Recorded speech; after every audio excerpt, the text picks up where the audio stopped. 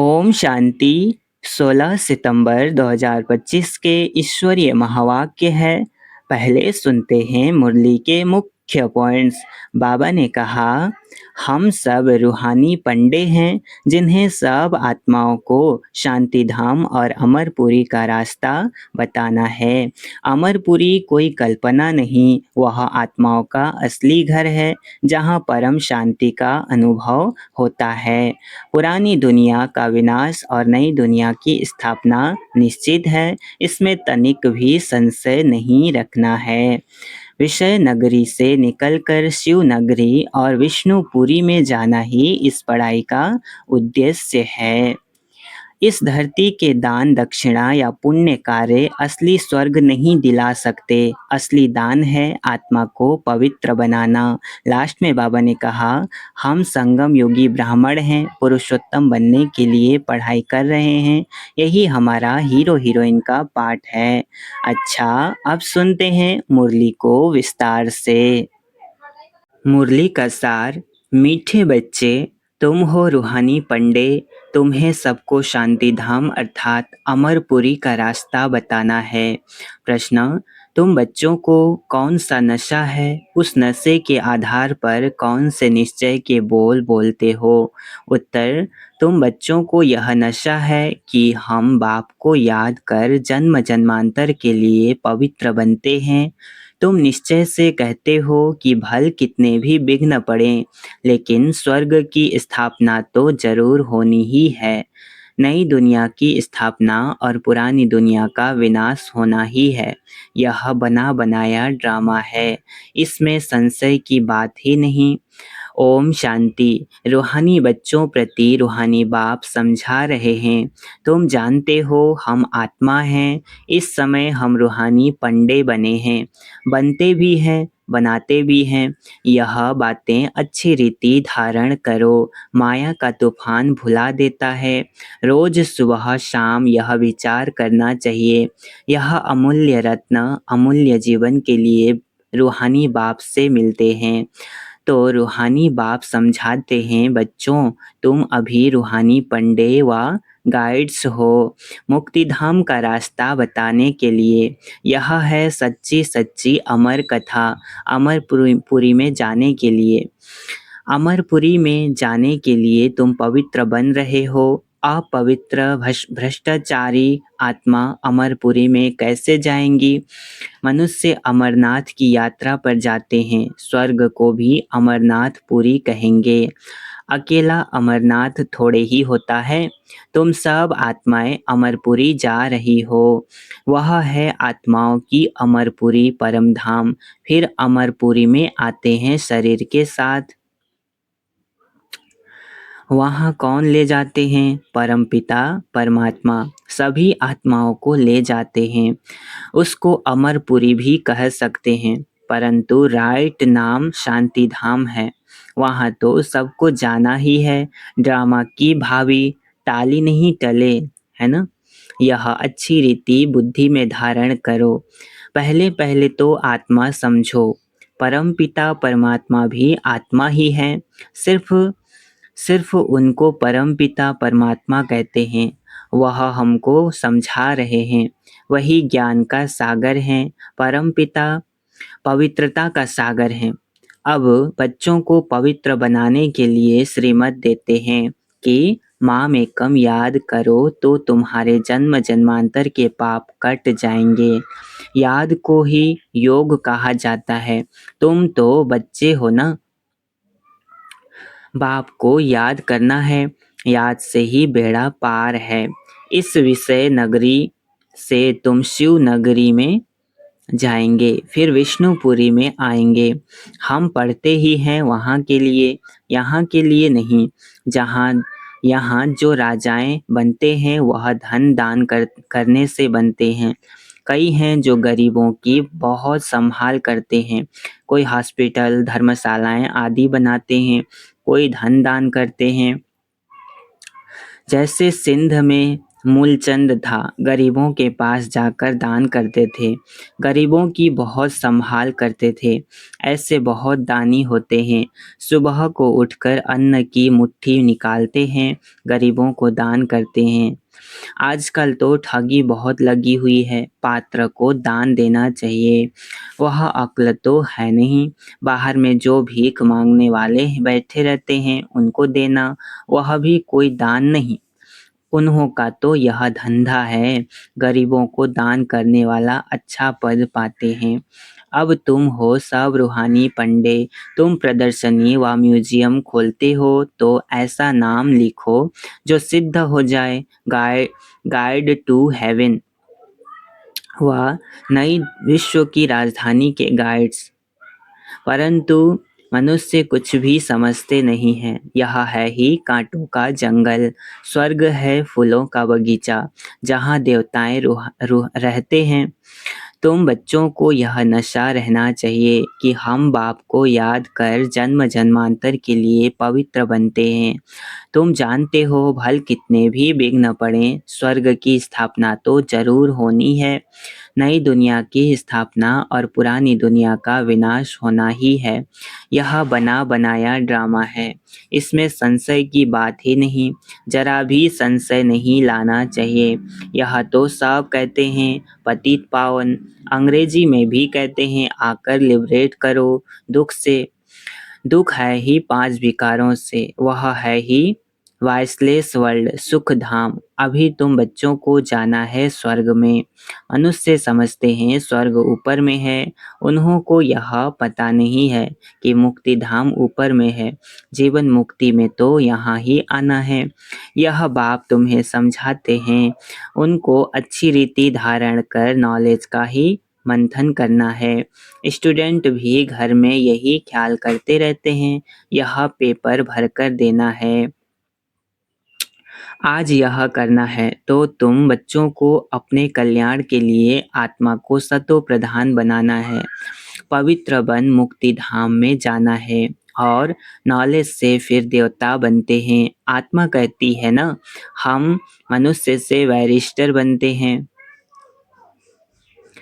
हम आत्मा मनुष्य से गवर्नर बनते हैं। आत्मा बनती है शरीर के साथ, शरीर खत्म हो जाता है तो फिर नए सिर पढ़ना पड़ता है। आत्मा ही पुरुषार्थ करती है विश्व का मालिक बनने।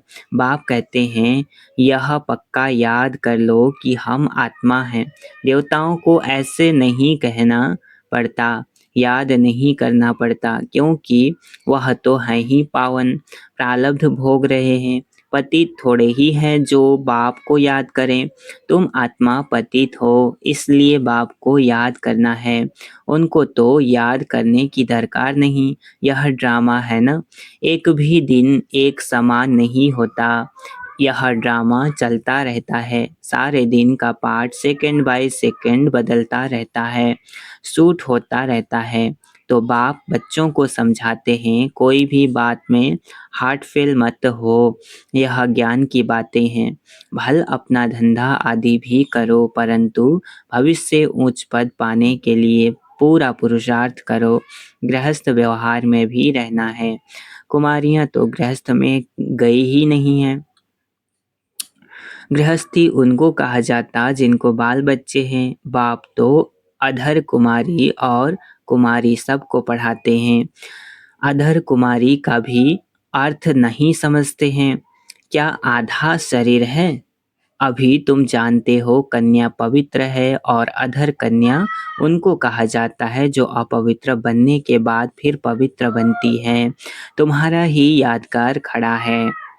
बाप ही तुम बच्चों को समझाते हैं, बाप तुमको पढ़ा रहे हैं। तुम जानते हो हम आत्माएं मूल वतन को भी जानते हैं। फिर सूर्यवंशी चंद्रवंशी कैसे राज्य करते हैं, क्षत्रिय पने की निशानी वाण क्यों दिया है, वह भी तुम जानते हो। लड़ाई आदि की तो बात है नहीं, न असुरों की बात है, न चोरी की बात है सिद्ध होती है। ऐसे तो कोई रावण होता नहीं जो सीता को ले जाए। तो बाप समझाते हैं, मीठे मीठे बच्चे, तुम समझते हो हम हैं हेवन के, मुक्ति जीवन मुक्ति के पंडे। वह हैं जिस्मानी पंडे, हम हैं रूहानी पंडे। वह हैं कलयुगी ब्राह्मण, तुम संगम योगी ब्राह्मण। अभी पुरुषोत्तम बनने के लिए पढ़ रहे हो। बाबा अनेक प्रकार से समझाते रहते हैं, फिर भी देह अभिमान में आने से भूल जाते हैं। मैं आत्मा हूँ, बाप का बच्चा हूँ, वह नशा नहीं रहता है। जितना याद करते रहेंगे उतना देह अभिमान टूटता जाएगा। अपनी संभाल करते रहो। देखो हमारा देह अभिमान टूटा है। हम अभी जा रहे हैं, फिर हम विश्व के मालिक बनेंगे। हमारा पाठ ही हीरो हीरोइन का है। हीरो हीरोइन नाम तब पड़ता है जब कोई विजय बन पाते हैं। तुम विजय पाते हो तब तुम्हारा हीरो हीरोइन का नाम पड़ता है। इस समय इनसे पहले नहीं था। इस समय पड़ता है, इनसे पहले नहीं था। हारने वाले को हीरो हीरोइन नहीं कहेंगे। तुम बच्चे जानते हो हम अभी जाकर हीरो हीरोइन बनते हैं। तुम्हारा पाठ ऊंच से ऊंच है। कौड़ी और हीरे का तो बहुत फर्क है। भल कोई कितने भी लखपति व करोड़पति हों, परंतु तुम जानते हो यह सब विनाश हो जाएंगे। तुम आत्माएं धनवान बनती जाती हो, बाकी सब देवालय में जा रहे हैं। यह सब बातें धारण करनी है, निश्चय में रहना है। यहाँ नशा चढ़ता है, बाहर जाने से नशा उतर जाता है। यहाँ की बातें यहाँ रह जाती हैं। बाप कहते हैं बुद्धि में रहे। बाप हमको पढ़ा रहे हैं। जिस पढ़ाई से हम मनुष्य से देवता बन जाएंगे, इसमें तकलीफ की कोई बात नहीं। धंधे आदि से भी कुछ टाइम निकाल याद कर सकते हो। यह भी अपने लिए धंधा है ना। छुट्टी लेकर जाएं, बाबा को याद करो। यह कोई झूठ नहीं बोलते हैं। सारा दिन ऐसे ही थोड़े ही गंवाना है। हम भविष्य का तो कुछ ख्याल करें। युक्तियाँ बहुत हैं, जितना हो सके टाइम निकाल बाप को याद करो। शरीर निर्वाह के लिए धंधा आदि भी भल करो।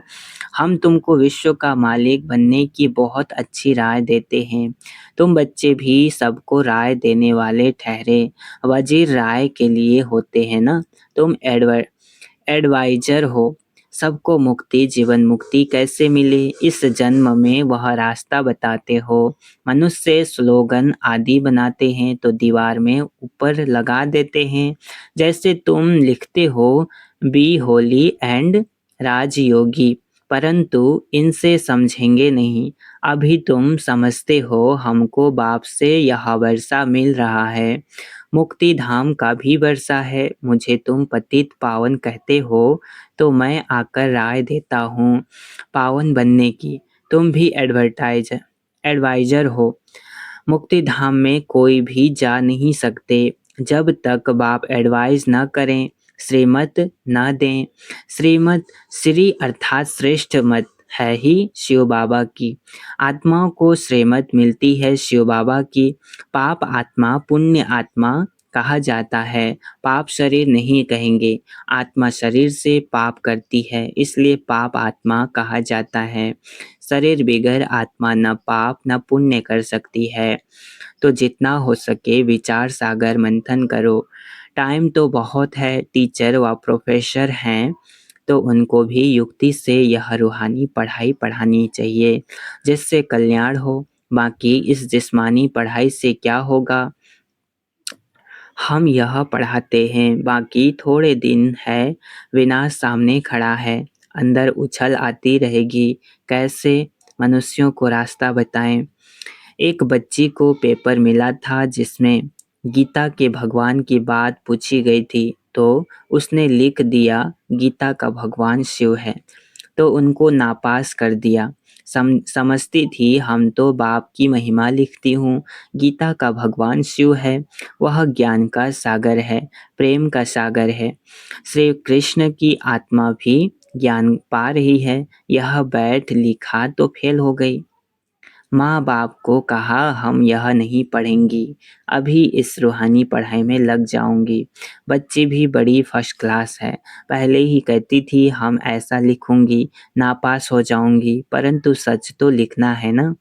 आगे चलकर समझेंगे बरोबर इस बच्ची ने जो लिखा था वह सत्य है। जब प्रभाव निकलेगा वह प्रदर्शनी अथवा म्यूजियम में उनको बुलाएंगे तो पता चलेगा और बुद्धि में आएगा यह तो राइट है। ढेर के ढेर मनुष्य आते हैं जो करना है तो विचार करना है, ऐसा करें जो मनुष्य झट समझ जाएं कि यह कोई नई बात है, कोई स्पेशल नई बात है। कोई न कोई जरूर समझेंगे, जो यहाँ के होंगे वही समझेंगे। तुम सबको रूहानी रास्ता बताते हो, बेचारे कितने दुखी हैं, उन सबके दुख कैसे दूर करें। खिटपीट तो बहुत है ना, एक दो के दुश्मन बनते हैं तो कैसे खलास कर देते हैं। अब बाप बच्चों को अच्छी रीति समझाते रहते हैं, माताएं तो बेचारी अबोध होती हैं, कहती हैं हम पढ़ी लिखी नहीं हैं। बाप कहते हैं नहीं, पढ़े तो अच्छा है। वेद शास्त्र जो कुछ क्या कहा, बाप कहते हैं नहीं पढ़े तो अच्छा है। वेद शास्त्र जो कुछ पढ़े हैं वह सब यहाँ भूल जाना है। अभी मैं जो सुनाता हूँ वह सुनो। समझाना चाहिए सद्गति निराकार परम पिता परमात्मा बिगर कोई न दे, कोई कर नहीं सकता है ना, कोई कर न सके। मनुष्यों में ज्ञान ही नहीं तो वह फिर सद्गति कैसे कर सकते। सद्गति दाता ज्ञान का सागर हैं ही एक। मनुष्य ऐसा थोड़े ही कहेंगे, जो यहाँ के होंगे वही समझने की कोशिश करेंगे। एक भी कोई बड़ा आदमी निकल पड़े तो आवाज होगा। गायन है तुलसीदास गरीब की कोई न सुने बात। सर्विस की युक्तियाँ तो बाबा बहुत बतलाते हैं, बच्चों को अमल में लाना चाहिए। अच्छा मीठे मीठे सिकिलधे बच्चों प्रति माता पिता बाप दादा का याद प्यार और गुड मॉर्निंग। रूहानी बाप की रूहानी बच्चों को नमस्ते। हम रूहानी बच्चों की रूहानी माता पिता बाप दादा को याद प्यार और गुड मॉर्निंग, नमस्ते नमस्ते नमस्ते, शुक्रिया बाबा शुक्रिया।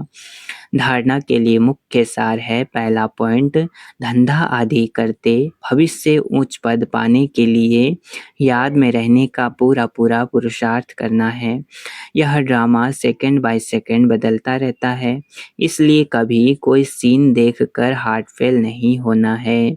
दूसरा, यह रूहानी पढ़ाई पढ़कर दूसरों को पढ़ानी है, सबका कल्याण करना है। अंदर यही उछलाती रहे कि हम कैसे सबको पावन बनने की एडवाइस दें, घर का रास्ता बताएं। वरदान आज का, सर्व संबंधों के सहयोग की अनुभूति द्वारा निरंतर योगी सहज योगी भव। क्या कहा, सर्व संबंधों के सहयोग की अनुभूति द्वारा निरंतर योगी सहज योगी भव। माना सर्व संबंधों से एकदम अनुभूति करिए योग का, तो उसको क्या कहेंगे, निरंतर योगी सहज योगी भव। विस्तार, हर समय बाप के भिन्न भिन्न संबंधों का सहयोग लेना अर्थात अनुभव करना ही सहज योग है। बाप कैसे भी समय पर संबंध निभाने के लिए बंधे हुए हैं। सारे कल्प में अभी ही सर्व अनुभवों की खान प्राप्त होती है, इसलिए सदा सर्व संबंधों का सहयोग लो और निरंतर योगी सहज योगी बनो, क्योंकि जो सर्व संबंधों की अनुभूति व प्राप्ति में मग्न रहता है वह पुरानी दुनिया के वातावरण से सहज ही उपराम हो जाता है। स्लोगन, सर्व शक्तियों से संपन्न रहना यही ब्राह्मण स्वरूप की विशेषता है। सर्व शक्तियों से संपन्न रहना यही ब्राह्मण स्वरूप की विशेषता है। अव्यक्त इशारे, अब लगन की अग्नि को प्रज्वलित कर योग को ज्वाला रूप बनाओ। तपस्वी मूर्त का अर्थ है तपस्या द्वारा शांति की शक्ति की किरणें चारों ओर फैलाती हुई अनुभव में आए। यह तपस्वी स्वरूप औरों को देने का स्वरूप है। जैसे सूर्य विश्व को रोशनी की और अनेक विनाशी प्राप्तियों की अनुभूति कराता है, ऐसे महान तपस्वी आत्माएं ज्वाला रूप शक्तिशाली याद द्वारा प्राप्ति के किरणों की अनुभूति कराती है। अच्छा, ओम शांति।